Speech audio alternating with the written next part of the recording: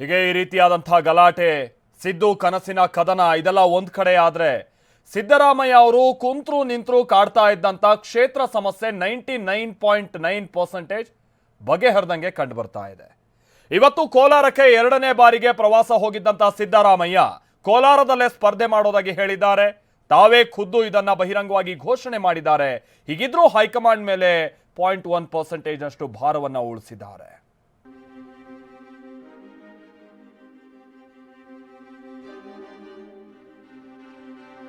ನಾನು ಮುಂದಿನ ಚುನಾವಣೆಯಲ್ಲಿ ಕೋಲಾರದಿಂದ ಅಭ್ಯರ್ಥಿ ಆಗಲಿಕ್ಕೆ ತೀರ್ಮಾನ ಮಾಡಿದ್ದೇನೆ.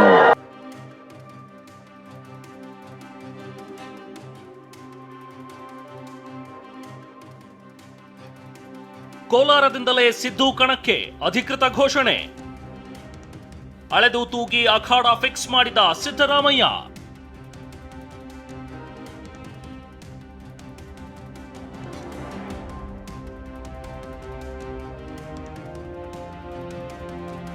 ಬಾದಾಮಿನ ಚಾಮರಾಜಪೇಟೆನ ವರುಣನ ಕಳೆದ ಕೆಲ ತಿಂಗಳುಗಳಲ್ಲಿ ರಾಜ್ಯ ರಾಜಕೀಯದಲ್ಲಿ ಸಿದ್ದರಾಮಯ್ಯ ಸ್ಪರ್ಧಿಸುವ ಕ್ಷೇತ್ರ ಯಾವುದು ಅನ್ನೋದೇ ದೊಡ್ಡ ಚರ್ಚೆಯಾಗಿತ್ತು.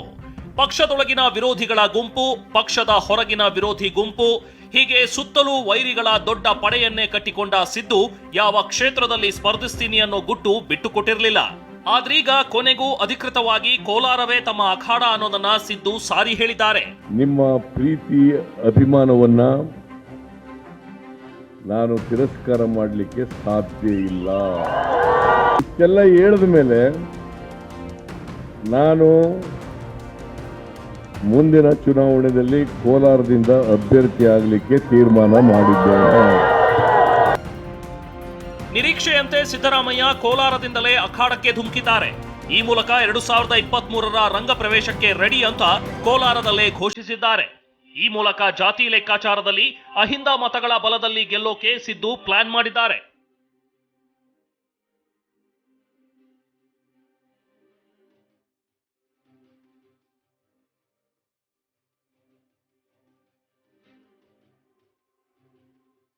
ಕೋಲಾರದಲ್ಲಿ ಅಹಿಂದ ಮತಗಳ ಪ್ರಾಬಲ್ಯ ಹೆಚ್ಚಾಗಿದೆ. ಒಕ್ಕಲಿಗ ಸಮುದಾಯದ 40,000 ಮತಗಳಿದ್ದು, ಕುರುಬ ಸಮುದಾಯದ 28,000 ಮತಗಳಿವೆ. ಮುಸ್ಲಿಂ ಸಮುದಾಯದ 51,000ಕ್ಕೂ ಅಧಿಕ ಮತಗಳಿವೆ. SC/ST ಸಮುದಾಯದ 62,000ಕ್ಕೂ ಅಧಿಕ ಮತಗಳಿವೆ. ಇನ್ನು ಬ್ರಾಹ್ಮಣ ಸಮುದಾಯದ 5,000 ಮತಗಳು, ಇತರೆ ಸಮುದಾಯದ 39,000 ಮತಗಳು ಇವೆ.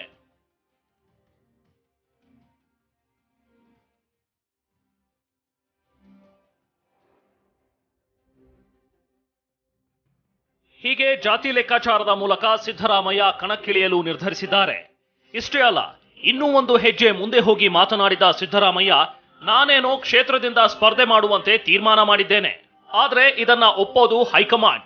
ನಾನೇ ಡಿಕ್ಲೇರ್ ಮಾಡೋಕೆ ಆಗಲ್ಲ ಅಂತ ಹೇಳಿದ್ರು. ನಾನು ಈ ಕ್ಷೇತ್ರದಿಂದ ಸ್ಪರ್ಧೆ ಮಾಡಬೇಕು ಅಂತ ತೀರ್ಮಾನ ಮಾಡಿದ್ದೀನಿ. ಆದರೆ subject to approval by the high command. ಯಾಕಂದ್ರೆ ನಾನೇ ಡಿಕ್ಲೇರ್ ಮಾಡ್ಕೊಳಕ್ಕಾಗಲ್ಲ. ನಾನು ಇಲ್ಲಿ ನಿಂತ್ಕೊಳ್ಳಕ್ಕೆ ತೀರ್ಮಾನ ಮಾಡಿದ್ದೇನೆ. ಕೋಲಾರದಲ್ಲಿ ಅಹಿಂದ, ಅಲ್ಪಸಂಖ್ಯಾತ, ಒಕ್ಕಲಿಗ ಮತಗಳು ಹೆಚ್ಚಾಗಿರೋದು ಸಿದ್ದರಾಮಯ್ಯಗೆ ಪ್ಲಸ್ ಪಾಯಿಂಟ್ ಆಗಿದೆ. ಕೋಲಾರ, ಚಿಕ್ಕಬಳ್ಳಾಪುರ ಭಾಗದಲ್ಲಿ ಬಿಜೆಪಿಗೆ ನೆಲೆ ಇಲ್ಲ. ಹೀಗಾಗಿ ಈ ಎರಡೂ ಜಿಲ್ಲೆಯಲ್ಲಿ ಕಾಂಗ್ರೆಸ್ ಪಾಳಯದ ಶಕ್ತಿ ಹೆಚ್ಚಾಗಿದೆ. ಹಲವು ಜೆಡಿಎಸ್ ನಾಯಕರು ಕಾಂಗ್ರೆಸ್ಗೆ ಈಗಾಗಲೇ ಸೇರ್ಪಡೆಯಾಗಿದ್ದಾರೆ. ಸಿದ್ದು ಕೋಲಾರದಿಂದ ಸ್ಪರ್ಧಿಸಿದ್ರೆ ಮತ್ತಷ್ಟು ಜನ ಕಾಂಗ್ರೆಸ್ಗೆ ಸೇರ್ಪಡೆಯಾಗುವ ಸಾಧ್ಯತೆ ಇದೆ. ಖಾಸಗಿ ಸರ್ವೆಯಿಂದ ಈಗಾಗಲೇ ಆಂತರಿಕ ಸಮೀಕ್ಷೆ ನಡೆಸಲಾಗಿದ್ದು 60% ಜನಮನ್ನಣೆ ಸಿಗುವ ವಿಶ್ವಾಸವಿದೆ. ಕೋಲಾರ ಸುತ್ತಮುತ್ತಲ 10 ಕ್ಷೇತ್ರದ ಗೆಲುವು ಸುಲಭವಾಗಲಿದೆ. ಬೆಂಗಳೂರಿನ ಹತ್ತಿರ ಕ್ಷೇತ್ರವಾದ್ದರಿಂದ ಪ್ರಚಾರಕ್ಕೆ ಅನುಕೂಲವಾಗಲಿದ್ದು, ಹಳೆ ಮೈಸೂರು ಭಾಗದಲ್ಲಿ ಭರ್ಜರಿ ಕ್ಯಾಂಪೇನ್ ಮಾಡಲು ಅನುಕೂಲವಾಗಲಿದೆ. ಬೆಂಗಳೂರಿಗೆ ಹತ್ತಿರವಾಗಿರೋದ್ರಿಂದ ಕ್ಷೇತ್ರದ ಜನರಿಗೆ ಹೆಚ್ಚು ಸಮಯ ಮೀಸಲಿಡಲು ಅವಕಾಶ ಸಿಗಲಿದೆ. ಕೋಲಾರ ಸೇಫ್ ಅನಿಸಿದ್ರೆ ಉಳಿದೆಡೆ ಅಂದ್ರೆ ರಾಜ್ಯಾದ್ಯಂತ ಪ್ರಚಾರ ಮಾಡಿ ಪಕ್ಷದ ಗೆಲುವಿಗೆ ಸಹಕಾರಿಯಾಗಬಹುದು.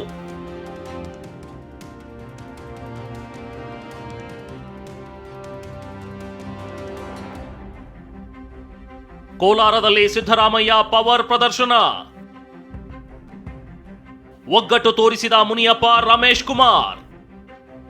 ತಮ್ಮ ವಿರುದ್ಧ ಮುನಿಸಿಕೊಂಡಿದ್ದ ಮುನಿಯಪ್ಪ ಅಸಮಾಧಾನ ಶಮನ ಮಾಡಿದ್ದ ಸಿದ್ದು ಬೆಂಗಳೂರಿನ ನಿವಾಸದಿಂದಲೇ ಕೋಲಾರಕ್ಕೆ ಜೊತೆಯಾಗಿ ತೆರಳಿದ್ರು.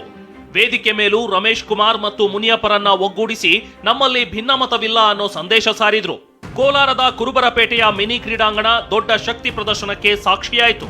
ಸಿದ್ದು ಫ್ಲೆಕ್ಸ್ ಬ್ಯಾನರ್ಗಳ ಆರ್ಭಟ ಜೋರಾಗಿತ್ತು. ಪ್ರಮುಖ ರಸ್ತೆಗಳಲ್ಲಿ ಬ್ಯಾನರ್ಗಳು ರಾರಾಜಿಸಿದ್ವು. ಸಿದ್ದರಾಮಯ್ಯ, ಕೆಎಚ್ ಮುನಿಯಪ್ಪ, ರಮೇಶ್ ಕುಮಾರ್ ಫೋಟೋ ವೇದಿಕೆಯ ಹಿಂಭಾಗದಲ್ಲಿ ರಾರಾಜಿಸಿದ್ವು.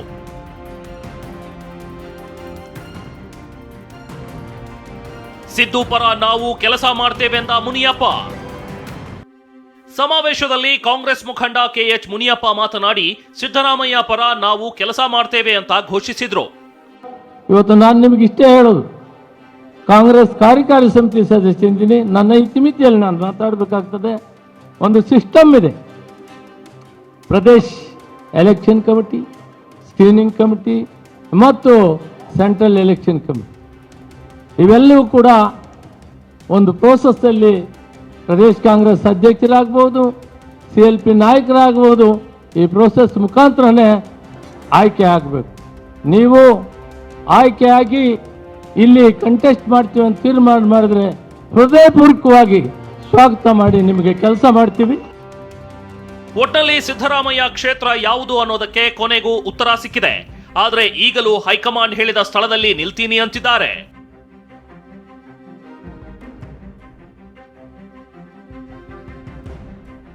ರಾಜೇಂದ್ರ ಸಿಂಹ, TV9, ಕೋಲಾರ.